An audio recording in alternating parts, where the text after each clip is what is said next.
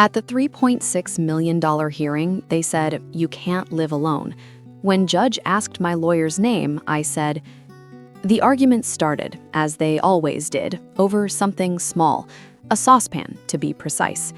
"Mama, you can't just leave it to soak. You have to scrub it now, or the gond will stick forever," Priya said, her voice tight with a fatigue that had little to do with the burnt milk at the bottom of the pan.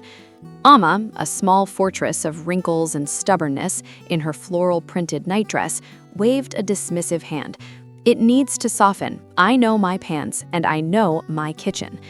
Priya closed her eyes, breathing in the scent of cardamom from their morning chai, now soured by the acrid undertone of scorched metal.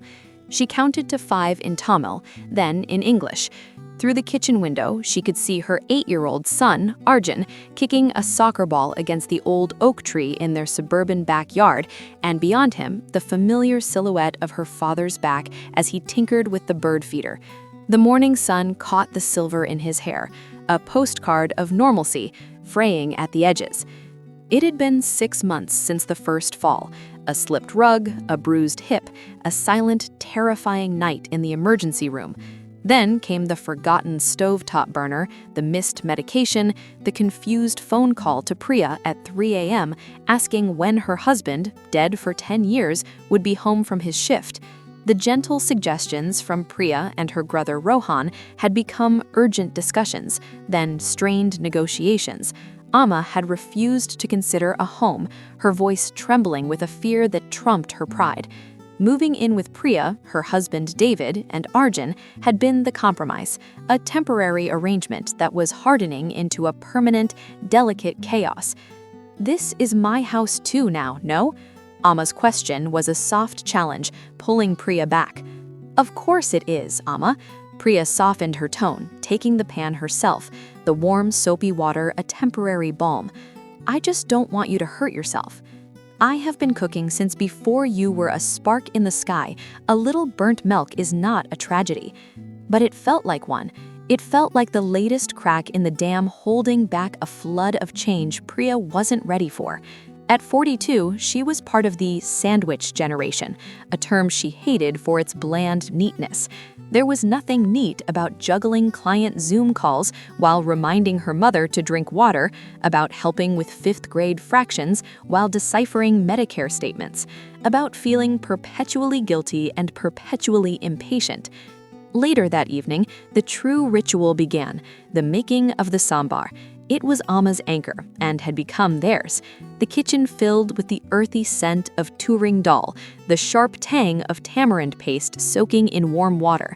Amma, seated on a stool, directed operations with the authority of a general. "Arjun, Kanna, bring me the mustard seeds. Not that bottle, the small one from my box. Priya, the onions must be finer, like moonlight, not like chunks of potato." David, ever the peacemaker, was on potato peeling duty, his large engineer's hands surprisingly deft with the peeler. "So, Amma, tell me again about the time you made this for 200 people at the temple." A smile broke across Amma's face, erasing years of worry. "Ah, those were the days. My mother-in-law, she was a terror. She would taste the sambar with one sip and say, 'Too much jaggery. You are making dessert, not lunch.' Her laughter was a rusty gate, beautiful in its disuse." Priya watched as Arjun, initially dragged in from his video game, now stood close to his grandmother, fascinated as she popped mustard seeds in a tiny tempering pot. The hot oil sizzled, releasing a nutty, pungent aroma that was the very breath of memory. He jumped back with a yelp when the curry leaves crackled. "It sounds like rain on our old tin roof," Amma said, her eyes distant. "In Madras, in the monsoon, your Tata, he would sit on the veranda and listen to this sound and read his newspaper. He said it was the best music." For a moment, the cramped kitchen dissolved. They were all in that Madras veranda, feeling the humid spray, hearing the drumming rain. The simmering pot on their modern glass stove was a time machine. This was the rhythm of their new life. Friction and fusion, irritation and profound love, all stirred into the same pot. Amma taught Arjun how to draw the column patterns on the driveway with chalk, their intricate geometries blurring under bicycle tires. Priya found her mother sitting with David's father, who visited weekly, the two elders sharing a blanket on the porch, not talking, just watching the birds, their silence a comfortable, shared language of age. But the outside world had its own demands. The fall had triggered a legal and financial review. There was a trust, a modest inheritance from Appa, meant for Amma's care. A well-meaning but alarmist cousin had raised concerns about Amma's capacity and Priya's management. It had escalated, senselessly, into a petition for guardianship. The figure quoted for her assets and care needs was $3.6 million, a grotesque exaggeration, a number that turned her mother's life into a sterile spreadsheet. The hearing was a looming cloud.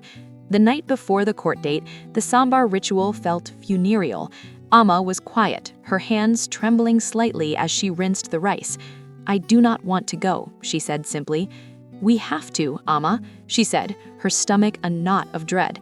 "We'll explain it all. It will be fine." She felt like a liar. "I am not a child. I am not a problem to be solved."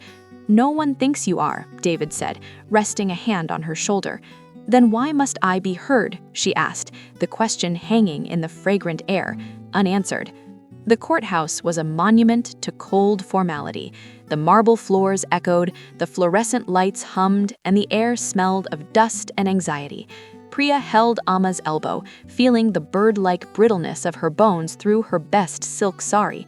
Rohan sat on her other side, looking uncomfortable in his suit. Their lawyer, a brisk woman named Miss Collins, shuffled papers. The hearing room was small, the judge a weary-looking man with kind eyes. The petitioner's attorney spoke first, painting a picture of vulnerability, isolation, risk. He cited the fall, the burnt pan, the confusion. He spoke of the significant assets, the dreaded $3.6 million figure, and the need for professional, dispassionate oversight. Every word was a shard of ice. Priya saw Amma shrink into herself, her proud head bowing. The judge listened, then turned to Miss Collins, and the respondent's position. Miss Collins stood. "Your Honor, Mrs. Chandra is a capable woman whose minor lapses are being grossly exaggerated. She lives in a supportive, multi-generational household that provides constant care and companionship. The petition is unnecessary and distressing." The judge nodded slowly, then turned past the lawyers directly at Amma. His gaze was penetrating but not unkind. "Mrs. Chandra," he said, his voice filling the quiet room, "they say you can't live alone." Amma lifted her head. Her eyes, usually cloudy with age or memory, were clear and sharp. She did not look at the judge, but at Priya, at Rohan, at the invisible threads that tied them together across oceans and years. The judge continued, "Before I rule, I need to understand your support system. Who looks out for you, Mrs. Chandra? Do you have a lawyer here, beyond the one you've hired?" A profound silence fell. Priya's breath caught. This was it, the moment where legalese would decide their fate. She braced herself for Amma to say Miss Collins, or to stumble, or to go silent. Amma's voice, when it came, was not loud, but it was woven with a strength that seemed to come from the earth itself.